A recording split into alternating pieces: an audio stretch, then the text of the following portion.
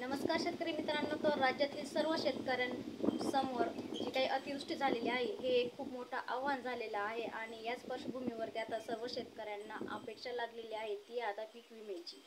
तर वाढीव दराने नका का होईना पण आहे तो पीक विमा त्यांच्या खात्यावरती लवकरात लवकर जमा करावी अशी सर्व शेतकऱ्यांची मागणी आहे.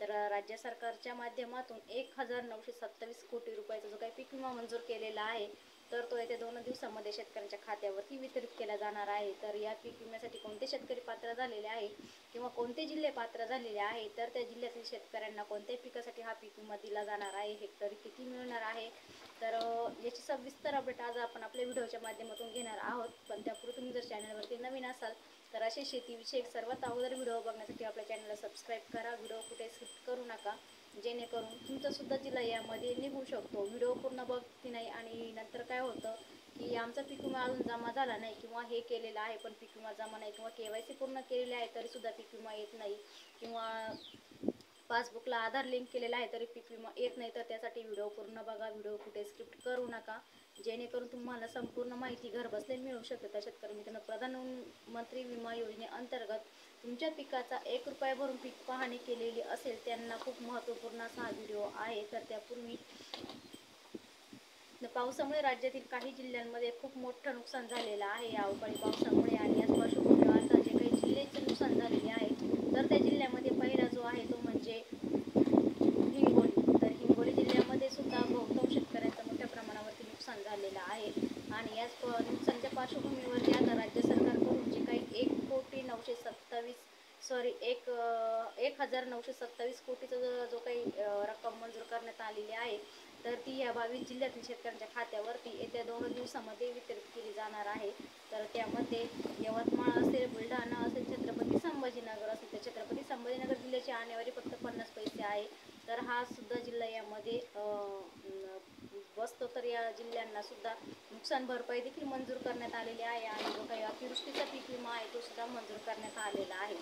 त्यानंतर नाशिक जिल्हा असेल तर नाशिक जिल्ह्याचा सरासरी जर आपण विचार केला तर नाशिक जिल्ह्यामध्ये सुद्धा बहुतांश शेतकरी हे पीक विम्यापासून वंचित आहे. तर त्या शेतकऱ्यांना सुद्धा आता येत्या 2 दिवसामध्ये म्हणजेच 15 जून पर्यंत जो काही पीक विमा आहे तो मिळण्याचा मार्ग हा मोकळा झालेला आहे. तर त्यामध्ये अहमदनगर असेल, जालना, अकोला, पुणे, त्याचबरोबर नंदुरबार, परभणी, त्याच्यानंतर जळगाव, पालघर, वाशिम, त्याचबरोबर धुळे, त्याच्यानंतर पुढचा जो जिल्हा आहे शेतकरी मित्रांनो तर बीड, ठाणे, रत्नागिरी, नांदेड, त्याचबरोबर गडचिरोली, सातारा आणि सर्वात महत्त्वाचा जिल्हा म्हणजे सिंधुदुर्ग. तर असे जे काही 22 जिल्हे आहेत तर या 22 जिल्ह्यातील शेतकऱ्यांना जवळपास 3,93,335 हेक्टरवरील पिकांचे नुकसान झालेले आहे आणि याच नुकसानच्या पार्श्वभूमीवरती आता 10हून अधिक जिल्ह्यांची जी काही आकडेवारी आहे ती तर अगोदर येण्याची बाकीच आहे. म्हणजे सध्या फक्त 22च जिल्हे पात्र करण्यात आलेले आहे आणि अजून जे काही 10 जिल्हे आहेत तर ते जिल्ह्याची सुद्धा आणेवारी अजून येणे बाकी आहे. तर शेतकरी मित्रांनो,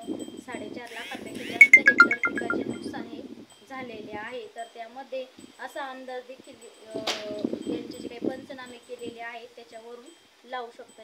या पंचनामे करून जे काही नुकसान झालेलं आहे त्या पार्श्वभूमीवरती आता शेतकऱ्यांना तात्काळ मदत देण्याचे आश्वासन सुद्धा शासनाने दिलेले आहे. तर अवकाळी पाऊस व गारपीट यामुळे रब्बी पिकाचं मोठ्या प्रमाणावरती नुकसान झालेलं आहे आणि यातच जे काही पिकांचं नुकसान झालेलं आहे तर त्यामध्ये आपला कापूस, कांदा, द्राक्ष, केळी, मोसंबी, डाळिंब, भात, ज्वारी, त्याचबरोबर गहू असेल, हरभरा असेल, जे काही इतर पिकं असेल किंवा फळबागा असेल, कांदे वगैरे, तर त्यांचे सुद्धा मोठ्या प्रमाणावरती नुकसान झालेलं आहे. तर यामध्ये सुद्धा आता शेतकरी मित्रांनो, अवकाळी पाऊस किंवा गारपीट या नैसर्गिक आपत्तीमुळे जर नुकसान झालेलं असेल त्या पिकांचं कंपनीने कळवणेही तेवढेच बंधनकारक आहे. म्हणजेच 72 तासांच्या आत तुम्ही तुमचे पीक विमा कंपनीला कळवू शकता किंवा पंचनामे करू शकता. परंतु आता 72 तासांची जी काही मुदत आहे तर या 72 तासांच्या मुदतीमध्ये सुद्धा आता मुदतवाढ केलेली आहे. तर त्यामध्ये नुकसान झाल्या तर त्यामध्ये सुद्धा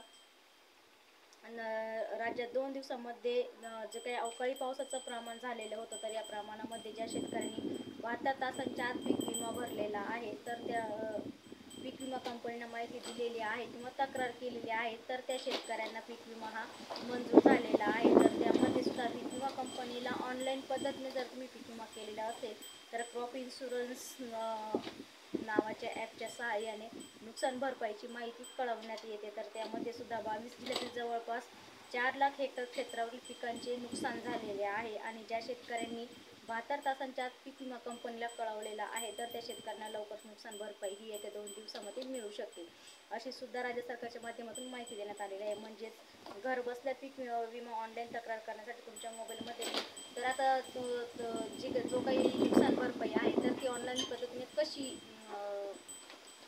करता येते, तर त्याचबरोबर जे आपल्या फोनमध्ये क्रॉप इन्शुरन्स नावाची ॲप जी आहे ती डाउनलोड करून तुम्ही त्याच्यावरती सुद्धा तो पीक विमा भरू शकता. तर त्यानंतर तर ही जी काही 72 तासांची मुदतवाढ होती तर ही 72 तासाऐवजी आता ही मुदतवाढ 200 तास करण्यात आलेली आहे. कारण 72 तासामध्ये तर काही होऊ शकत नाही किंवा आपल्याकडे जर वीज पुरवठा खंडित होतो किंवा मग समजा आपलं जे काही असतं कॅम्प्युटर वगैरे तर त्याचे ते नेट चालत नाही, तर त्याच्यामुळे ही जी काही 72 तासाची मुदत आहे ही आता 200 तासावर केली गेलेली आहे. म्हणजे शेतकऱ्यांना थोडंसं सोयीस्कर होईल पीक विमा आपला नोंदवण्यासाठी. तर शेतकरी मित्रांनो, घर बसल्या तुम्ही जर हा पीक विमा भरला किंवा ऑनलाईन इन्शुरन्स ॲपच्या साहाय्याने जर तुम्हाला पीक विमा जो काही ऑनलाईन नोंदवला तर तुम्हाला सुद्धा या पीक विम्याचा फायदा होऊ शकतो. तर शेतकरी मित्रांनो, ही होती 22 जिल्ह्यातील महत्त्वाचं असं अपडेट.